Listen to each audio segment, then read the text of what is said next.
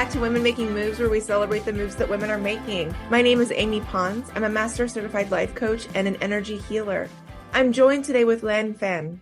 Lan is a renowned author, master trainer, and speaker, is celebrated for expertise in purpose-driven leadership, mindset cultivation, and continuous personal and professional improvement. Her book, Do This Daily: Secrets to Finding Success, Happiness, and Purpose at Work and Life, will be published in April 2024. As a highly regarded consultant, she provides invaluable insight and strategic advice to CEOs, top executives, and businesses, navigating them through dynamic realms of business and innovation. Her influential digital presence, especially on LinkedIn and YouTube, garners tens of millions of views annually, marking her a pivotal figure for leaders seeking inspiration and actionable guidance.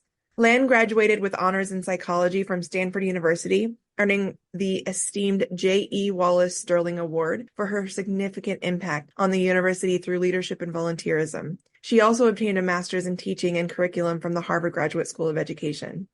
Lan, welcome. Hello. So excited to be here, Amy.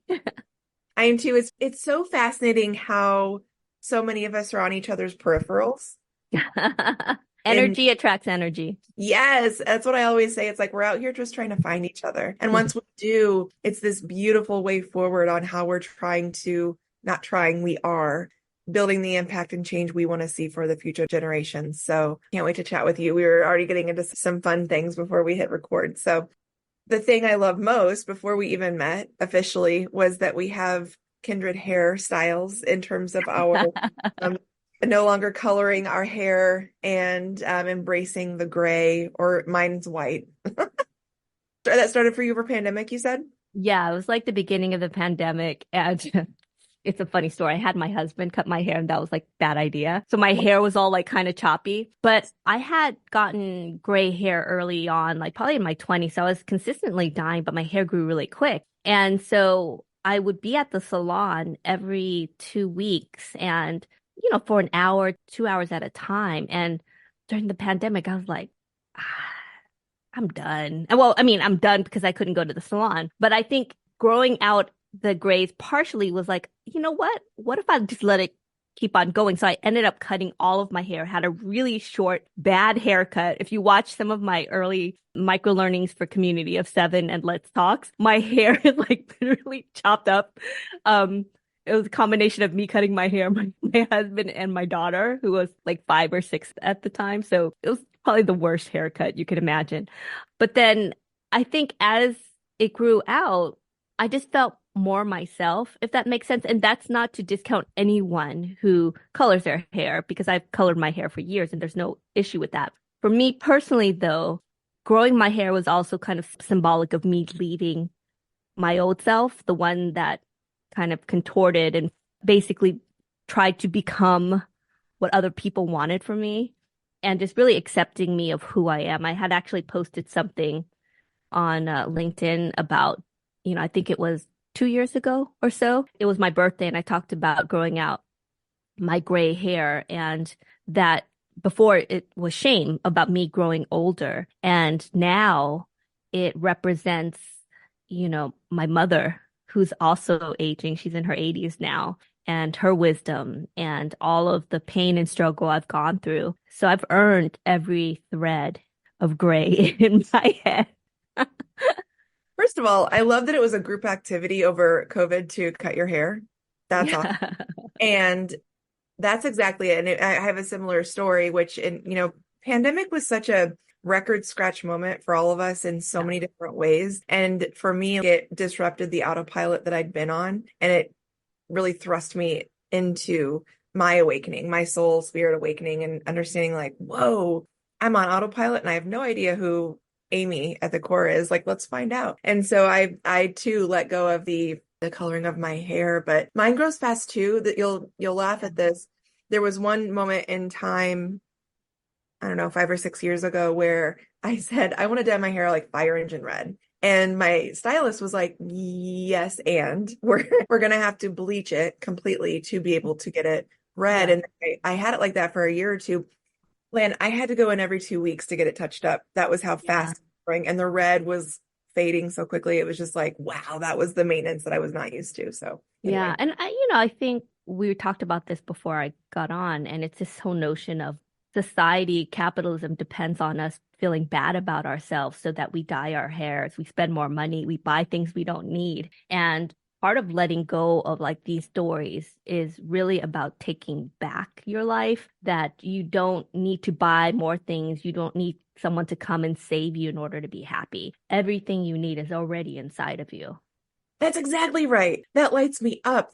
We all have magic inside of us. It's just understanding how to get to it, to Access access it. Yeah. But you know what? And I think that was the power of the pause. it. Mhm. So during COVID, I think a lot of people, that was the first time they really got to pause and ask these important questions. And in my book, Do This Daily, the number one thing is answering this question, what matters most to you? And so many of us live our lives on autopilot. You know, during the pandemic, it was the first time I was able to breathe, right? And it was scary Yeah. as F. I won't use the potty word, but it Yeah. was scary, you know, because prior in the corporate world, you know, at that time I was at Fortune magazine on the executive team, and I was in back to back to back meetings. I literally would wake up 6 in the morning because we had, you know, a Japan office, an office in Europe as well. And so I'd be up sometimes 6, 5 in the morning, and I would be in meetings. This is not even work, in meetings till 6 or 7. And then when 6 or 7 happened, then I had to work, like do actual replied emails work. And when are you able to really pause and focus on yourself? And I realized that I had spent decades in corporate America focusing on my work, chasing titles and pay and all of these different things, and then hopefully building my life around work. What inevitably happened is that work would consume my entire life, and there was nothing left for my family, for my loved ones. And I challenge people to ask this question: what matters most to you? Most of the time, it's not work, it's not the report you're doing. What matters most is your family, your friends, your loved ones. Yet how much time do we actually devote in the day? Because we spend about 11 years of our lives at work. Majority of our time, adult life, at work. And, you know, unless we're intentional about it, I always say that intentionality is like the address in a GPS. If you don't have an address, that GPS is worthless. And you might get to where you want to get by accident, but you're going to have a lot of U-turns. You're going to go the wrong way. You might fall off the cliff. So when you're intentional and when you're able to answer that question, what matters most, you're better able to get to where you need to get. Yeah, the way that lands for me, I like that question. And a lot of times a lot of the women that I serve, I'll ask, what's your why? Or how's your heart? I try to get into the real depths. I really resonate with what you were saying as well, because my corporate career was all about titles and money. And it was interesting because every time I got that new title and raise and bonus and things like that, it was always, then what? You know, Yeah. Well, you keep on moving the finish line farther and farther, it and was you almost, never celebrate. no, it was almost anticlimactic. It was, for me, what I came to realize was that, and a big part of my work today is I am a divine feminine catalyst. And what I realized about what I had been living and what I'm seeing in a lot of society today is that we're so skewed in the masculine, it's become toxic. So we're operating in the toxic masculinity. And some of that aching or that need or like remembering what matters to you is the kind of the doorbell of the divine feminine saying like, hey, remember over here? It's like the feeling, flowing, trusting, believing. And that doesn't mean that we don't need the masculine. We absolutely do. We need them to be in harmonious balance together so that we can feel full of trust and believe and make an aligned action. And again, that balance, and what we had been taught our entire lives is to, and I'll speak for myself, you go to school, you get a job, you keep climbing ladders because that's quote unquote what matters. Whereas what that looked like for me when I turned 40, I had the big title, I had the money, and I was a complete shell of myself. What it had come to look like as I was numbing with alcohol so hard just to get through my work week. And again, I had a high octane job. I had to show up every day, but I was so dependent on being able to numb when I got home and then be able to rinse and repeat the next day. And you're not alone because there's so many people are chasing happiness or trying to numb the pain. Right. And it's the same thing with capitalism and what makes us buy. These companies, in some ways, need us to feel bad about ourselves in order for us to stay.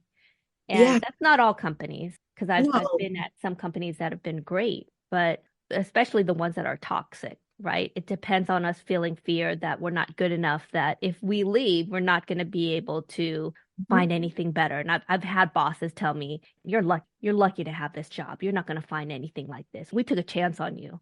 And I've had a-hole bosses say that to me. And the problem is I started believing it. And how many of us start believing it? And you look at kids, they think they can do anything. They could conquer the world. And I always say there's two phases where people are the most confident. It's when they're kids, like very, really young, and the world hasn't gotten to them. The other part is when you're older and you just don't give a F anymore about what people think of you, societal norms. I'm going to wear my pants all the way up to my chest if I need to, and I don't care what you think. Right. Like I think of like my grandmother's, my mother-in-law, who's like 75 now. And they're just happy because they really have let go of the need for approval. Yeah. They don't need you to like them, right? And I think that those are the bookends. And in the middle somewhere, because of what parents tell us, what our Mhm. teachers tell us, I've had bosses tell me, stay in your lane. You're not good enough. You can't write. You can't read. You're not a natural leader. I now do public speaking for a living. I write every day. I have over 500,000 people following my work on social media. I'm a leadership development expert. And these are the same people who told me that I wasn't any of these things. We have to kind of let go of what we're not and what people have told us. And it's in a lot of ways, and I think you mentioned this, a rebirth, right? We have to find what we already know inside, but that the world has kind of burned away. And we have to kind of light that fire again. Part of my journey has been remembering what it felt like to live on the soul plane, where there is no approval, no a judgment, there's no ego. It's like everything is so just love and light. Yeah. And what's interesting about what you say about like kids and older people, they're the closest on both ends to the soul plane. So it's interesting that they just came from there or they're about to go there, depending on what you believe in source, creator, God, universe, whatever. Yeah.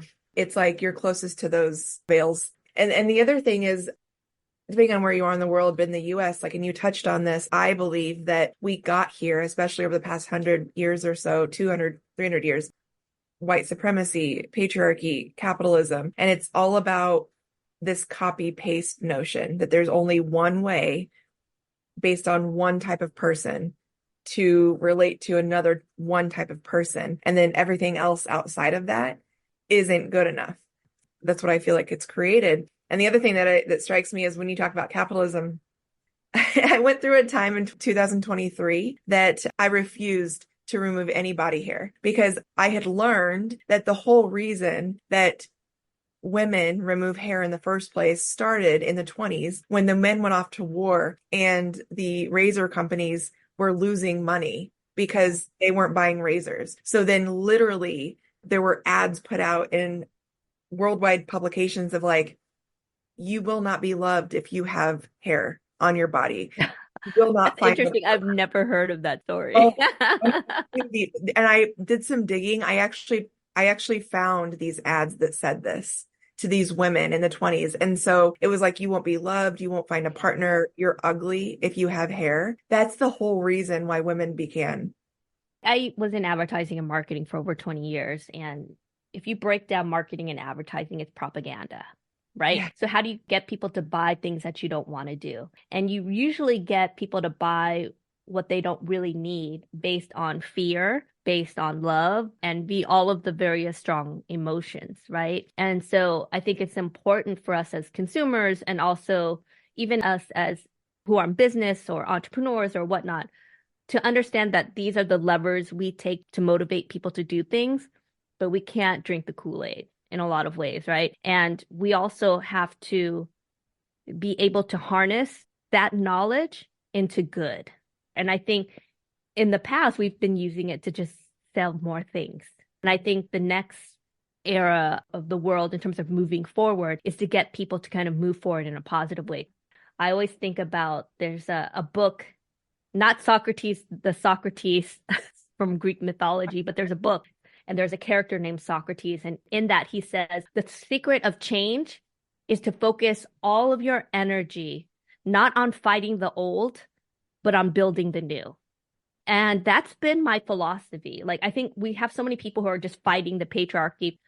Why don't you just rebuild it? Build your own table, build your own company, or if you're working in a corporate setting, build an ERG group, hire the right people. If you are in a position of power within a corporation, let go of the toxic leaders. Bring in people who are going to mobilize and bring people together. And so instead of fighting the old, build the new. I like to say that I rally everybody together to say, we can acknowledge how we got here, but we won't dwell on that. It's like, okay, we understand the current state of affairs. Let's be the change we want to create, to your point. Yeah. And let's create that balance of the energies of divine, of masculine, feminine, to create the balance we've never seen in our lifetime. And as a coach, when I talk to people who they're like, I don't know why I might need a coach, but I feel drawn to you. I was like, cool, let's have a chat. First of all, nothing's wrong with you. You're not broken. You don't need fixed. First of all, right? Because it's never from a fear place. It's that you're wanting to rediscover the magic you know inside of you. And our egos will stop that work from happening because of all of the ways that we've been conditioned our entire lives. So it takes an ally or someone to walk alongside you that's in your corner to say, here's this thread I heard you just say. Let's pull on that and let's see where it goes. Yeah. And that's part of the magic in the making. I like what you said. It's not from a fear place. We create a safe space in this container where nothing is to change, but let's explore for a little bit and see what that looks like. Yeah. I mean, I think I always go back to Gandhi's quote, be the change you want to see in the world. And the only thing we really can change is ourselves.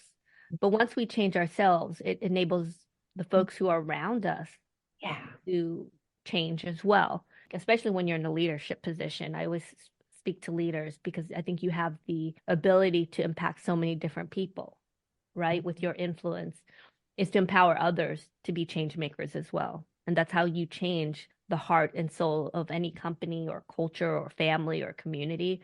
It's one person at a time. Yeah. Fortunately, I got into a place with my corporate career that all those amazing things that you were saying, like I was doing all those things. I was the leader of my ERG. I was in charge of hiring the teams. I was doing all those things. And then there was still that overarching toxicity that would tell me every day, your efforts are worthless. You're worthless. Yeah. We don't want your kind here. I was told that. So it's such a both and. It's like, absolutely stay and invite the change that you want to see. And then also taking note of when it's to the point where it's deteriorating your mental health and your well-being. Yeah. Your point, that's when we blaze our own trails. Yeah. And I think it's dependent on a person in the situation, right? I was just doing a keynote to 168 employees at MMC. It's a great agency in the Omnicom group. And there was such a powerful moment after I had spoken. They were kind of going over their different kind of work policies or whatnot. They're such a progressive company. And one of them is that their hours are like, I think 9 to 4. And then they consider commute times, etc. So HR was kind of doing this presentation about the hours. And there was this one period where you have to allow for commute time. If it's 9 a.m., don't schedule any 9 to 10 a.m. meetings because people might be commuting. And the CEO actually stood up, and this is a very HR related question, right? A CEO normally wouldn't chime in about this. The CEO, Olga, stands up and she says, I'm speaking to everyone in here. If you have to commute within this time, don't schedule meetings during this time because you have to be respectful of the people who are commuting. And and I'm talking to everyone in this room, if your manager is pushing back on you, you come to me. She was speaking to the whole entire company. But that is leadership from the very top that trickles down. You know, I've had managers who might counter whatever the company policy is because it's my way or the highway. But she basically said, if you have a problem as the CEO of this company, you come to me. there's an automatic sense of they Yeah, walked the talk, right? And I think we as leaders have to walk the talk and have those uncomfortable situations, take leadership in those experiences, because a lot of times, even though a CEO and a company might have these values, they don't trickle down to the rest of the company because it's really the middle managers who are implementing these rules. And a lot of times these middle managers have basically kind of been brought up in a different culture where it's more command and control and, you ruled by fear. So no matter how high your ideal is, your values are, or how you want to lead the company, if the middle managers are kind of in charge of the entire organization, it's going to impact the entire culture of the company. One bad egg can basically ruin the whole company, right? And it's really important for you to weed out the toxic players within a company. Otherwise, it's going to impact everyone. absolutely. Oh, I could go on all day about toxic workplace based on a lot of the work that I do with Yeah. the Psychological Safety Act. But I want to get into some of the moves that you're making, and you already touched on your book. Tell me more about your book and other moves are you excited to be making right now, Lan? Yeah, so probably one of my biggest one is I have my book, Do This Daily. This is test copy, so there's a mark in the middle. It's coming out April 2nd, and it's actually the 4-year anniversary of when I got laid off at Fortune magazine. And for those who might not know my story, I had basically been given a high position on the executive team at Fortune magazine. I was given a multi-million-dollar budget to build this company from scratch within Fortune, and then the pandemic happened. I was supposed to hire a team of 100, but I had gotten to number 5 when I learned that I got laid off and I had to lay off my entire team. Some of them had left jobs a week prior to come work for me. So I basically fell into this deep depression. And during that period is when I had that aha moment. I really don't know who I am outside of this job and my title and my company and my pay. And so I had to really revisit all of that. And I started asking those important questions, what matters most to me? And more importantly, how do I live it? And so the first iteration of my company community of 7, I was kind of focusing more on like creating masterminds and different communities with CEOs and executives from Fortune 100 brands. And then I realized that I had a broader purpose, and that was to kind of help more people. And so I actually took the difficult road of like kind of repurposing my company and focusing 95% of my time on free content. So I started these micro learnings on Let's Talks on LinkedIn Live and all of these different live streams, and created a YouTube channel where I could do free content. Because one of the things I realized was that I loved helping these leaders, but the question I had was, I'm basically helping successful people become more successful. How do I kind of help more people? Because I think that was one of my missions. I realized my core values were my family, my friends, my faith, being of service to others, and freedom. And none of the jobs I had in the past fulfilled any of them. So instead of building my career and building my life around it, I built the life I wanted to live, my values. And then my career was now built around that. And so it's changed everything in terms of how I grew Community of 7. And like I said, I focused 95% of my time on free content to help people. And so my YouTube channel just got like a million views in terms of some of my content. And I kind of built my LinkedIn profile where I kind of post daily different thoughts, different motivations for people. And my goal is really the big pivot is how do I train over 1 million servant leaders so that we can change the whole culture of corporate America, or not just corporate America, corporations worldwide. So that's been kind of the major shift. And I think this book, Do This Daily, is the next iteration of like, how do I help people on scale in mass? One of that pivot that I had, I don't do one-on-one coaching like you. I do group coaching. The traditional model of training was you would train a group of 30, 40 people in a room for 6 hours. And so I changed it, and I have different corporate clients where I will literally train their entire company or 300, 400 people on a call.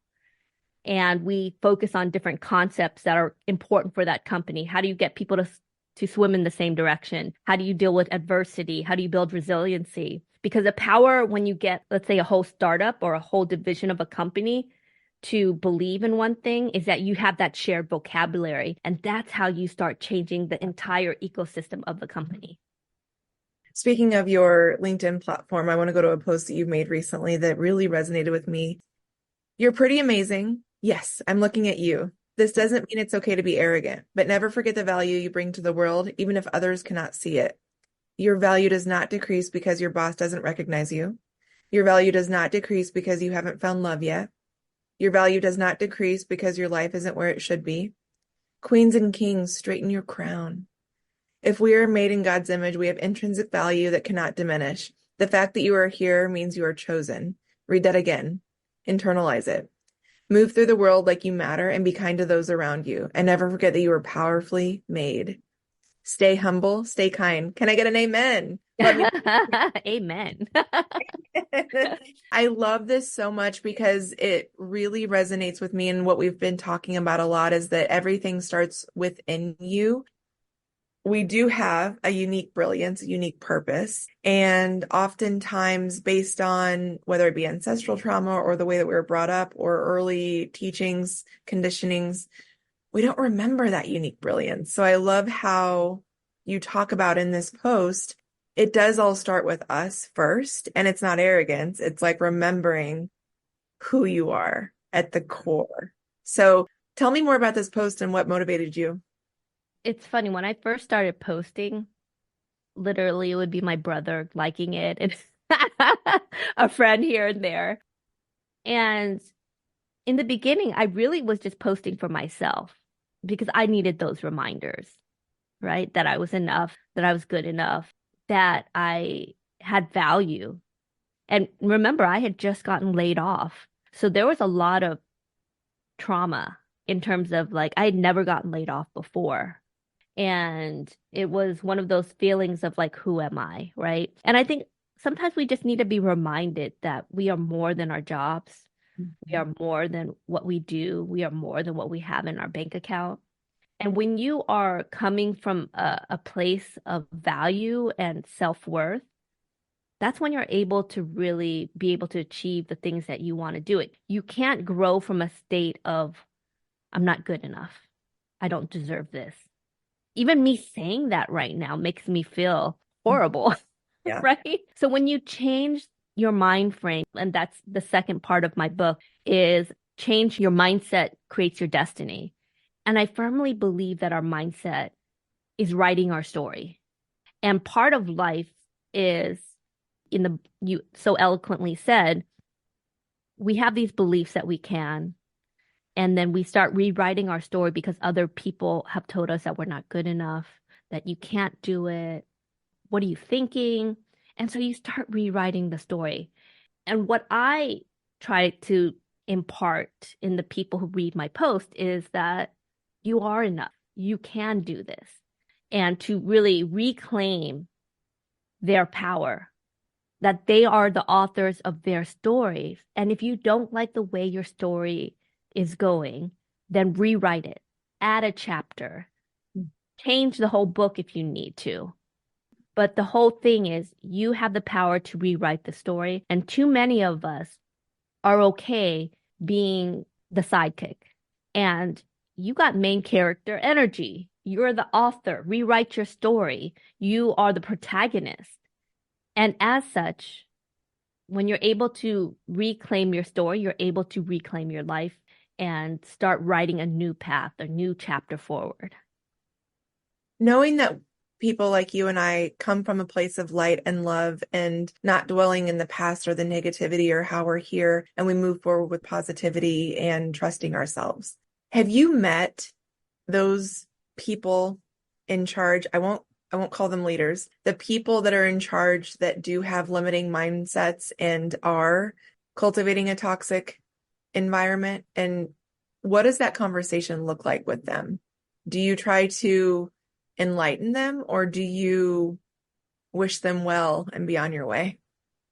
I think one of the most important lessons I've had to learn is to be able to choose my battles. And we see this all the time just on social media and online where, you might write a post that's from a positive space, but you get someone who completely misconstrues it and then, adds a sprinkle of toxic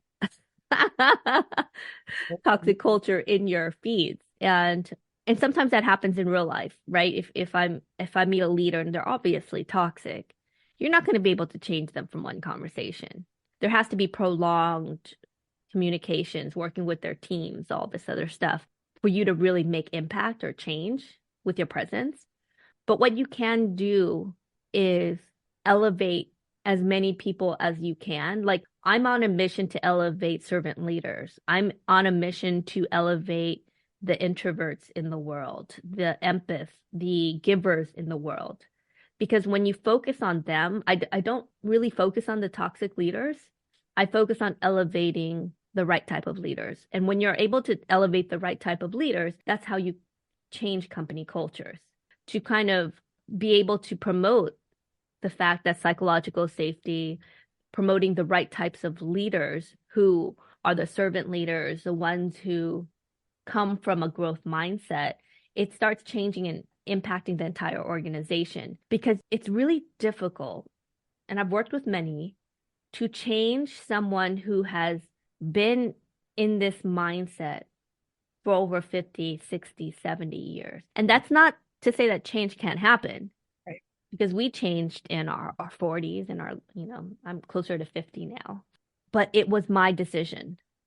And it took a lot of soul searching and reflection. You can't change someone in one conversation. You just can't. Mm-mm. And what's interesting is right after I left corporate and I became a certified coach, I started going head to head with toxic leaders. And what's interesting is that I went in with these amazing intentions and I said, I'm going to hold my light. I'm going to hold my vibration as high as possible. And I'll plant a seed. Did that work? No. I will say that it changed by like a fraction of a percentage, like a degree. Like I maybe planted like a fraction of but a the seed. impact that it had on your mental health. Oh, you're right. So what I ended up realizing is that while it's like a yes and, of course, yes, I was able to plant a fraction of a seed, and the amount of my energy that was expended, and in some cases, to your point, like re-triggering my corporate trauma, I was like, all right, let me go to the masses that can hear me. Let me talk to the people that I can. So there's only so much change that you can muster if you're not the CEO or like a top executive within an organization. But you can maybe change the culture around you, right? And you can empower certain people. So I would do the same thing in my corporate career, where I would be the one kind of fighting for the underdog. Like, there's a toxic leader, he says something snarky to someone who's more junior, I would be the one toe to toe. But it takes so much energy. And at the end of the day, that person doesn't change. That person has to be, let's say, the chief technology officer, let go by the CEO. Mm-hmm. Or, you go to the board of directors. But we in corporate America, I think, get beaten down so much.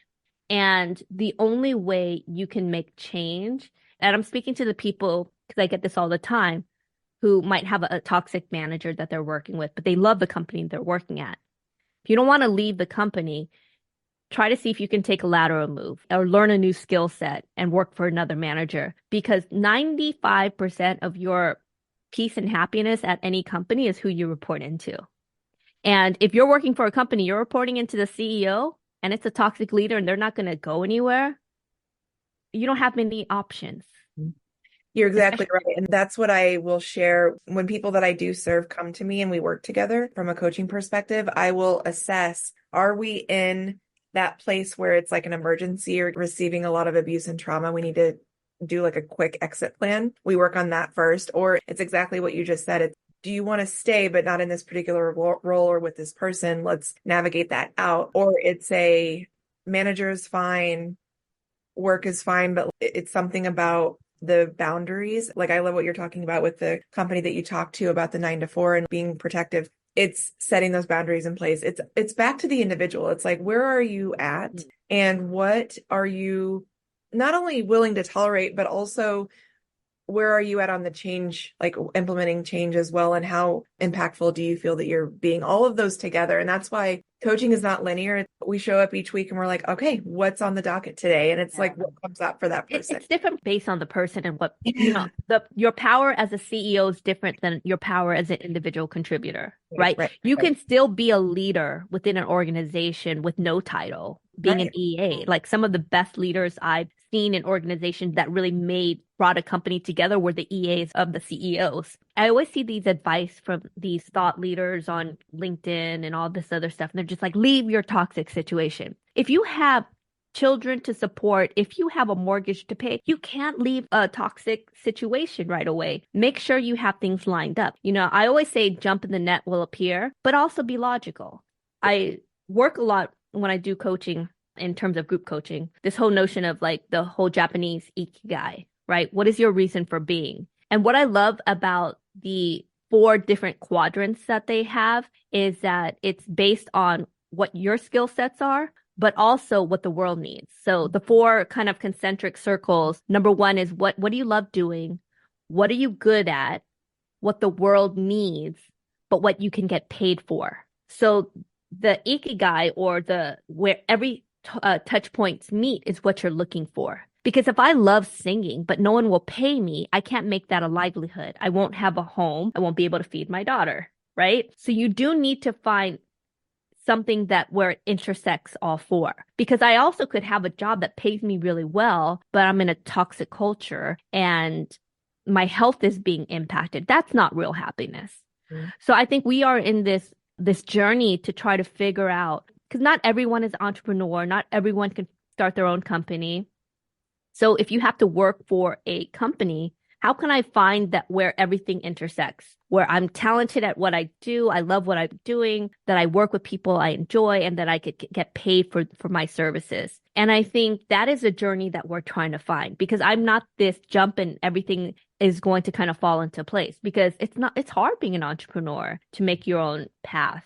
And so think wisely. Every choice is unique for every individual. Some people are going to be really good at jumping and starting their own business. But for some people, it's to stay in the 9 to 5, but to find teams that you enjoy working with, projects that light a passion in you. And if your job is just a job, maybe you do what Amy did and form an ERG group and empower the other folks within that company. Or maybe you get your coaching license and you do something on the side with different customers until you can kind of make that a full-time gig. I think it's important to be realistic. It's important to be passionate, but it's also important to be pragmatic. Yeah, it gets to be all. I joke, and it's not really funny, but it's like until we can get to the point where we can barter everything, we do need currency, and figuring that out. So to your point, it's going back to the person's unique brilliance, what I call their non-negotiables. What are your non-negotiables in life, and what are you working toward? And we build a bridge toward that so that there doesn't have to be an emergent, immediate kind of situation. So definitely. Lan, where do we find you? My author site is lanphan.co. Go to .co, because if you go to .com, you're going to go to some Vietnamese automobile site. My company's website is Community of 7. You could also find me. I mainly post on LinkedIn, so you could just look for me, Lan Phan. I am the most popular Lan fans. There's so many of us on LinkedIn. And I'm also on Instagram at Lan Phan D7. Amazing. Closing remarks as we start to wrap up. My book is out April 2nd. You could also pre-order now. I think it will change your life as much as it has changed mine, so I hope you pick it up. Thank you, Lan.